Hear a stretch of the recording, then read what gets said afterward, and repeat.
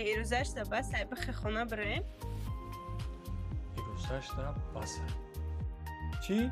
ایروزشتا بسای؟ اوه خوی ساعت یه بار بی؟ میدونی انمی به انگلیسی چی میشه؟